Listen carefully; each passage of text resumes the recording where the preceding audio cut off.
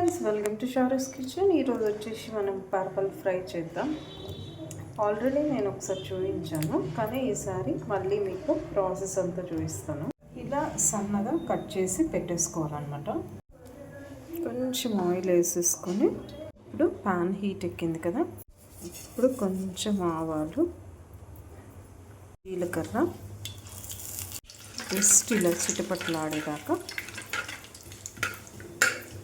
Fry చేసిన తర్వాత ఇప్పుడు పర్వల్ వేసేద్దాం.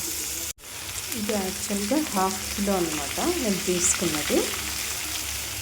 ఇది ఇప్పుడు ఇలా అనిపిస్తుంది, కానీ ఫ్రై చేసిన తర్వాత చాలా ఇదంతా ఉడికే కొద్దీ, ఫ్రై అయ్యే కొద్దీ చాలా తగ్గిపోతుంది అనమాట, చిన్నగా అయిపోతుంది, ఇట్లా కర్ల్స్ లాగా అయిపోతుంది. మనం క్వాంటిటీని బట్టి ఆయిల్ వేసుకోవాలన్నమాట. అప్పుడే మనకి కన్సిస్టెన్సీ తెలిసిపోతుంది. కొద్దిసేపు ఇలాగే వదిలేస్తాం. లిడ్ కూడా పెట్టేసుకోవచ్చు. ఇప్పుడు ఒకసారి చెక్ చేసుకొని మొత్తం ఇలా కలిపేసుకోవాలన్నమాట. ఇప్పుడు కొంచెం పసుపుకి సరిపడా సాల్ట్ వేసేసుకుందాం.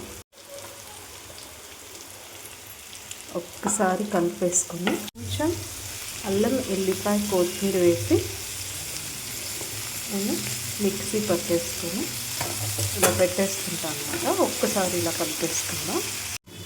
యాక్చువల్గా మనకి టైం ఉండదు కదా, ఒకటేసారి జింజర్ గార్లిక్ పేస్ట్ మనం మేక్ చేసుకోవడానికి ఇలా చేసేసుకొని డబ్బాలో పెట్టేసుకొని ఫ్రిడ్జ్లో పెట్టేసుకుంటే మీకు 1 మంత్ అయినా ఫ్రెష్గానే ఉంటుంది. ఒకసారి కింద పైన అంతా కలిపేసుకోవాలి ఈవెన్గా. మళ్ళీ కొద్దిసేపు మూత పెట్టేసుకుందాం. ఇది ఫ్రై అయ్యే కొద్దీ ఇలా మనకి క్రిస్పీగా ఇట్లా కర్ల్స్ లాగా అవుతూ ఉంటుందన్నమాట. ఇప్పుడు చూడండి ఫ్రెండ్స్, అంతా బాగా కుక్ అయిపోయింది, ప్లస్ ఫ్రై అయిపోయి ఇప్పుడు మనం ఎంత వేసినాం కదా. మనం యాక్చువల్గా 1/2 కిలో చాలా క్వాంటిటీ వేసాము ఫ్రై చేయడానికి, అప్పుడేమో ఫుల్ అయిపోయింది. ఇప్పుడు చూడండి మొత్తం కుక్ అయిన తర్వాత ఇలా కర్ల్స్ వస్తుందన్నమాట, ఇలా కర్ల్స్. ఇప్పుడు ఇంకొద్దిసేపు సిమ్లో పెట్టేసుకొని, ఇది స్లో కుక్ చేసుకుంటేనే బాగుంటుంది, ఎందుకంటే మాడిపోతుంది తొందరగా. హై ఫ్లేమ్లో అయితే కొద్దిసేపు సిమ్లో పెట్టేసి కుక్ చేసుకున్న తర్వాత మనం దించే ముందు కారం వేసుకుంటే కరెక్ట్గా ఉంటుందన్నమాట. ముందుగా వేసేస్తే మాడిపోయి చేదు వచ్చేస్తుంది. ఇదంతా ఈవెన్గా అంత కుక్ అయిపోయింది. ఇప్పుడు మనము కారం వేసుకుందాం.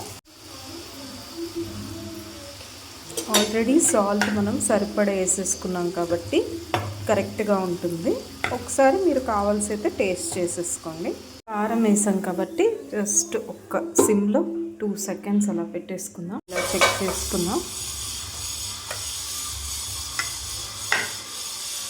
రెడీ టు ఈట్ అన్నమాట.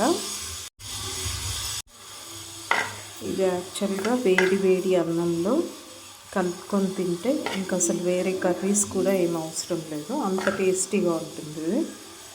డెఫినెట్గా ట్రై చేయండి friends. Okay friends, see you in the next video. Sharu's కిచెన్ని లైక్ చేయండి, సబ్స్క్రైబ్ చేయండి, కామెంట్ చేయండి. మీకు ఎలా ఉందో, నచ్చిందో కామెంట్ చేయండి, కామెంట్ సెక్షన్లో కామెంట్ చేయండి.